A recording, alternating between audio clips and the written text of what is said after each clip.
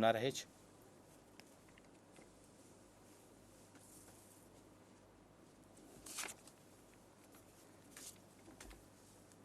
Suppose pink colour હશે તો એ નેપ્થોલ,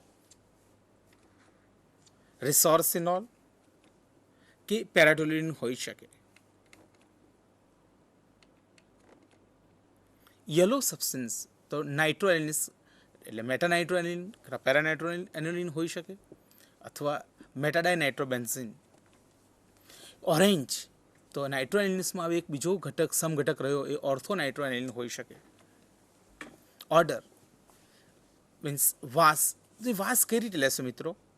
તો આપેલ કાર્બનિક મિશ્રણને પોતાની હથેળીમાં લઈ આ રીતે ઘસો અને તમે ઇન્હેલ કરવા પ્રયત્ન કરો. સીધો વોચ ગ્લાસ લઈને તમે જે ઇન્હેલ કરો છો ઇટ્સ ટોટલ ઇમ્પ્રોપર પ્રેક્ટિસ. આપેલ કાર્બનિક મિશ્રણને વ્યવસ્થિત તમારી હથેળીમાં ઘસી આ રીતે ઇન્હેલ કરવા. ધારો કે તમારી સ્મેલ તમે સ્લાઇડ પર જોઈ શકો છો તે પ્રમાણે સ્મેલ કઈ રીતે રહેશે. સ્મેલ જો ફિનોલિક આવતી હોય તો એ ફિનોલિક સબસ્ટન્સ હાજર હશે. જો ટારલાઇક સ્મેલ હોય તો એનો અર્થ થશે કે નેપ્થેલિન સંયોજનો હાજર હોઈ શકે. હવે સ્લાઇડ પર તમે જોઈ બતાવ્યું છે તે પ્રમાણે જો લાઇફબોય ટાઈપની સ્મેલ હોય તો ફિનોલિક કમ્પોનન્ટ, જો ટારલાઇક સ્મેલ એટલે કે નેપ્થેલિન બોલ્સ જેવી ડાબરની ગોળી જેવી વાસ હશે તો નેપ્થેલિન હાજર હોઈ શકે. હવે નેક્સ્ટ જે આપણે જોઈએ છે તે લિટમસ કસોટી. મિત્રો આપણે જે પ્રમાણે તમને કીધું તે પ્રમાણે કે જ્યારે ઓર્ડર લો છો ત્યારે આપણે કાર્બનિક મિશ્રણ આપણે હથેળી પર ઘસીએ છીએ ત્યારે નાનું ભૂરું લિટમસ પેપરના ટુકડાને પાણીમાં બોળી એ જ હથેળી પર તમારો લિટમસ પેપરનો નાનો ટુકડો મૂકો તો it's turns blue to red. તો તમે સ્લાઇડ પર જોઈ શકો છો બ્લુ ટુ રેડ.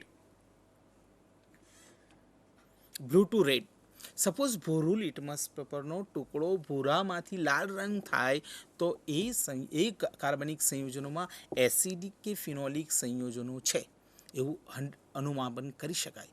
એસિડિકમાં આપણે મેં આગળ કહી ગયો તે પ્રમાણે કાં તો કાર્બોક્સિલિક, સલ્ફોનિક અને ફિનોલ એટલે એરોમેટિક વલય પર OH સમૂહ હાજર રહેલો છે.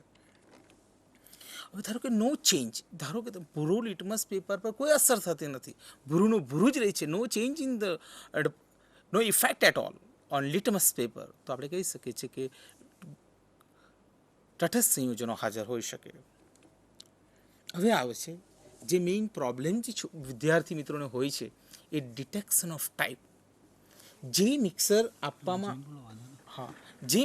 આપવામાં આવેલ છે એમાંથી મિત્રો મિનિમમ 3 ગ્રામ મિક્સર તમારે લેવાનું છે ટેસ્ટ ટ્યુબમાં. અને એક ટેસ્ટ ટ્યુબ જેટલું, ટેસ્ટ ટ્યુબ 10 સીસીની છે, એક ટેસ્ટ ટ્યુબ જેટલું શું લેવાનું છે? Distil water, shake well and filter. ખૂબ કોઈ પણ વિદ્યાર્થી મિત્ર સાથે વાતચીત કર્યા વગર ફૂલ કોન્સન્ટ્રેશન તમારું શેકિંગમાં હશે. શેક કરો ત્યારે ટેસ્ટ ટ્યુબનો ખુલ્લો છેડો બંધ કરવાનો નથી, પરંતુ હલાવીને એને ફિલ્ટર કરવાનું છે. ફિલ્ટરેટ કરો એટલે ફિલ્ટરેટ કરીએ ત્યારે 2 પાર્ટમાં આવશે, એક ફિલ્ટરેટ અને બીજો આવશે રેસિડ્યુ. આ જે ફિલ્ટરેટ છે આપણે 10 ml ઓરિજિનલ ડિસ્ટિલ વોટર લીધું છે એટલે ફિલ્ટરેટની અંદર લગભગ 9 ml જેટલું રહેશે. તો filtrate 1 part 1 plus saturated bicarbonate solution. Saturated bicarbonate solution એ બનાવવાની બી એક અલગ પ્રકારની રીત હોય છે મિત્રો. ધારો કે સાઇડ સેલ પર સેચ્યુરેટેડ બાયકાર્બોનેટ સોલ્યુશન મૂક્યું છે, સર કે તમે લઈ લો, ઓલ રાઇટ, પણ તમે એકવાર ચેક કરી લો કે એ સેચ્યુરેટેડ છે કે નહીં. ધારો કે કાચના કાર્બામાં ભર્યું હોય તો નીચે તમારો કાર્બનિક સંયોજન રૂપે બાયકાર્બોનેટ નીચે પડેલો હોવો જોઈએ, સેચ્યુરેટેડ થયેલો હોવો જોઈએ. ન હોય તો એક પ્રિપેરેશન એકદમ નોર્મલ છે, તો 5 ml પાણી લો ટેસ્ટ ટ્યુબમાં અને એટલો કાર્બોનેટ નાખો શરૂઆતમાં એ ઓગળી જશે. પછી એક અવસ્થા એવી આવશે કે એ બાયકાર્બોનેટ ઓગળતો નથી પરંતુ ટેસ્ટ ટ્યુબની તળિયે જમા થાય છે. એ ટેસ્ટમાં જમા થાય ઇટ મીન્સ કે હવે ઓગળતો નથી. તો એ સોલ્યુશનને કયું સોલ્યુશન કહેવાય? Saturated bicarbonate solution. માની લો કે પાર્ટ 1 જે તમે લીધું વત્તા સંતૃપ્ત બાયકાર્બોનેટ NaCO3 અને જો CO2 ઉભરા આવે તો રાસાયણિક સમીકરણ જોઈ શકો છો RCOH પ્લસ NaCO3. તો H ને સબસ્ટિટ્યુટ કોણ કરશે? Na. and all these aliphatic acid is turned into sodium salt of acid plus H2O and effervescence of CO2. Okay. Now part 2. તો જ્યારે એસિડિક સબસ્ટન્સ હશે તો એ કયા કયા હશે? તો જે ઉભરા આપે તો એક oxalic acid, succinic acid, tartaric acid અને બધા aliphatic acid they contain dicarboxylic functional group. એટલે કે ઓક્ઝેલિક એસિડના બંધારણમાં પણ જોઈશું કે બે કાર્બોક્સિલિક ગ્રુપ એકસાથે જોડાયેલા છે. Succinic acid CH2COH, again link is CH2COH. Tartaric acid 2 alpha beta dihydroxy succinic acid. તો આ બધા અને સાઇટ્રિક એસિડ, ટ્રાયકાર્બોક્સિલિક એસિડ, એ બધા એસિડ એલિફેટિક એ પ્રકારના એસિડ છે કે જે પોતાના બંધારણમાં મિનિમમ 2 હાઇડ્રોક્સિલ સમૂહ ધરાવે છે. સ્લાઇડ પર જોઈ શકો છો તે પ્રમાણે part 2 plus neutral ferric chloride. That's a very very important test. Ferric chloride side સલ્ફે પડ્યું છે એ લેવા કરતાં જે પ્રિપેરેશન હું કહી રહ્યો છું એ પ્રમાણે બનાવશો તો એ વધુ એડવાઇઝેબલ રહેશે. એસિડિક ફેરિક ક્લોરાઇડ બાષ્પવાડકીમાં લીધા બાદ એની અંદર ધીમે ધીમે NH4OH ઉમેરો, જેથી FeOH સ્ટ્રાઇસના લાલ રંગના ઘાટા અવક્ષેપ આવે. એને બાષ્પવાડકીમાં ત્યાં સુધી ગરમ કરો કે એમોનિયાની વાસ દૂર થાય. આ દૂર થઈ ગયા બાદ તરત ગરમ ગરમ સોલ્યુશન તમે ગાળી લો. આ તમને જે લાઇટ બ્રાઉન કલરનું જે સોલ્યુશન મળશે, this is exact neutral ferric chloride. તો ન્યુટ્રલ ફેરિક ક્લોરાઇડ જે ટેસ્ટ તમે સ્લાઇડ પર જોઈ શકશો.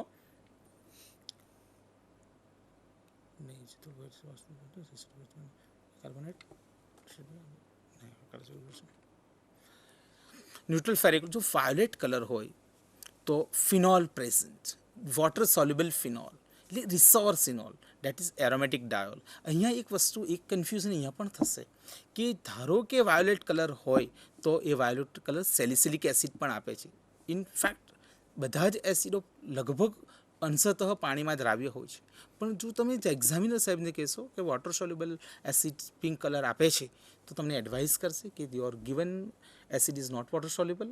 જે છે ફિનોલ, ભલે ફિનોલ રિસોર્સિનોલ રૂપે આવે છે પરંતુ તમને એસિડ નથી. એનું કારણ આ છે કે સેલિસિલિક એસિડ પોતાના બંધારણમાં બાઇનરી ફંક્શનલ ગ્રુપ રૂપે કાર્બોક્સિલિક ગ્રુપ અને OH બનાવે છે. એ ઇન્ટરમોલિક્યુલર એટ્રેક્શનને કારણે એ બ્લુ કલર આપે છે. એટલે રિસોર્સિનોલ નહીં. રિસોર્સિનોલ જો હોય તો સર કહેશે તમને કે વોટર સોલ્યુબલ ફિનોલ છે, અને સેલિસિલિક એસિડ પણ આ પ્રકારના કલર આપે છે, આ ટાઈપનો જ કલર આપશે. કેમ કે સેલિસિલિક એસિડ પણ એના પોતાના બંધારણમાં તો મેઇન હાઇડ્રોક્સિલ સમૂહ ધરાવે છે. ત્રીજું તમે સ્લાઇડ પર જોઈ શકશો મિત્રો. પાર્ટ 1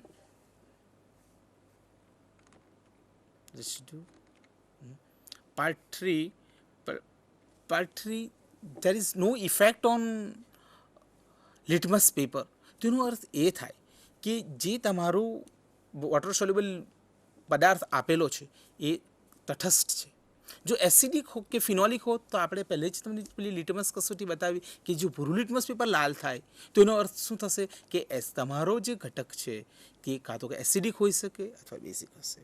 જો વોટર સોલ્યુબલ આપેલો હોય ઘટક તો બાષ્પવાડકીમાં લો, એને ઇવોપરેટ ટુ ડ્રાયનેસ કરો. જો વોટર સોલ્યુબલ એસિડ હશે તો એસિડ હોઈ શકે. જો ફિનોલ આપેલું તો ફિનોલ હશે. નો ઇફેક્ટ ઓન લિટમસ પેપર, તો એ તટસ્થ હોવાની સંભાવના છે. તો એસિડિક ડાયકાર્બોક્સિલિક એસિડ એટલે ઓક્ઝેલિક, સક્સિનિક, ટાર્ટરિક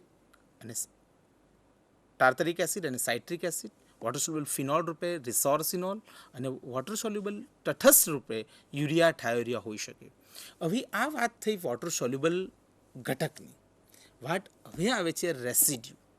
તો રેસિડ્યુ જે છે એમાં બધા જ અદ્રાવ્ય ઘટકો છે કે જે કાં તો બાયકાર્બોનેટમાં દ્રાવ્ય હોઈ શકે, NaOHમાં દ્રાવ્ય હોઈ શકે, 50% HClમાં દ્રાવ્ય હોઈ શકે. તો એ અદ્રાવ્ય સ્કીમ કઈ રીતે જઈશું તો જે પહેલું આપણે લીધી કે મિક્સર પ્લસ 10 ml HCl એના ફિલ્ટ્રેટની 3 ટેસ્ટ કરી.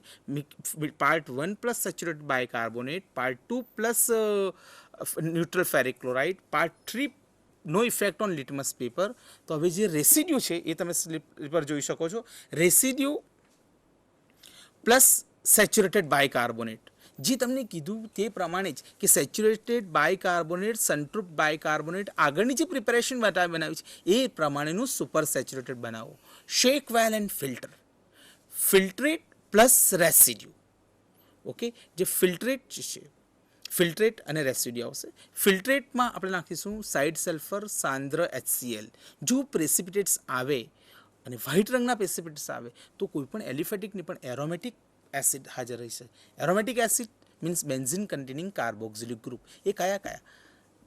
બેન્ઝોઇક એસિડ, થેલિક એસિડ,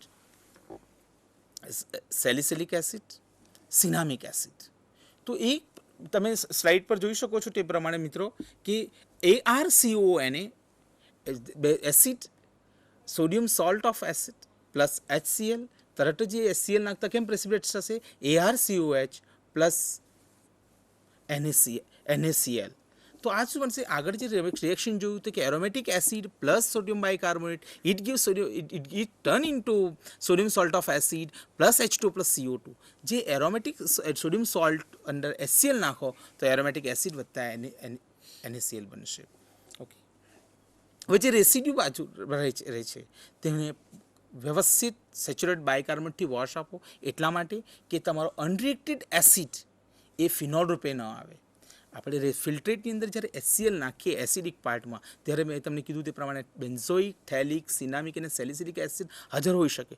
તો આ 3 એસિડ વ્યવસ્થિત પ્રેસિપિટેશન આપે છે, benzoic acid, cinnamic acid, salicylic acid. પણ થેલિક એસિડમાં એવું થતું નથી.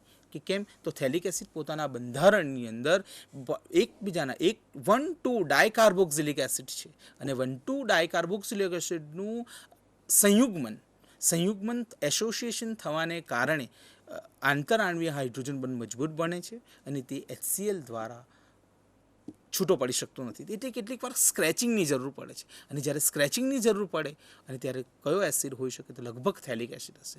હવે જે રેસિડ્યુ જે આપણે છે ફિલ્ટર પેપર પર એના પર નાનો ગ્લાસ રોટથી હોલ કરો, વોશ કરો સેચ્યુરેટેડ બાયકાર્બોનેટથી. કેમ? તો એ એક્સેસ તમારો જે એસિડ છે એ રિમૂવ થઈ જાય. એને બી વ્યવસ્થિત અંદર 5 ml NaOH નાખો. રેસિડ્યુમાં નેચરલી એસિડ તો બહાર નીકળી ગયો છે એટલે આવશે phenol, base and neutral. NaOH નાખીને શેક વેલ કરો. એમાં પણ 2 પાર્ટ આવશે, ફિલ્ટ્રેટ પ્લસ રેસિડ્યુ. ફિલ્ટ્રેટ પ્લસ રેસિડ્યુ અને ફિલ્ટ્રેટની અંદર કોન્સન્ટ્રેટેડ HCl નાખો.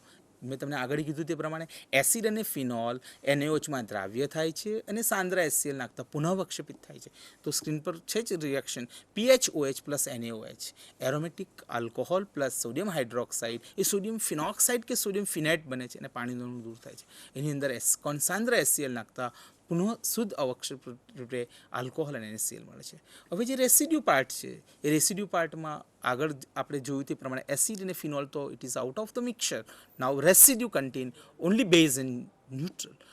હવે જે રેસિડ્યુ છે એને કોની સાથે ટ્રીટમેન્ટ આપશો? તો 50% HCl. How to make 50% HCl? Side track concentrate track પરથી તમે જેટલો HCl લો એટલો જ HCl એટલું જ પાણી નાખો તો શું બનશે? 50% HCl. એની સાથે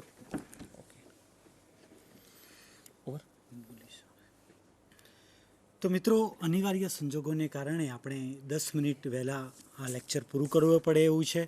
તો હજી મને લાગે છે કે તમારી ઘણી બધી અસમંજ હશે પ્રેક્ટિકલમાં, પણ કોઈ વાર ફરીવાર આપણે આ રીતે ઓર્ગેનિક અને ઇનઓર્ગેનિક અને ત્રીજું ફિઝિકલની પાંખ લઈને પણ તમારી સમક્ષ પ્રસ્તુત થઈશું. તો નમસ્તે મિત્રો.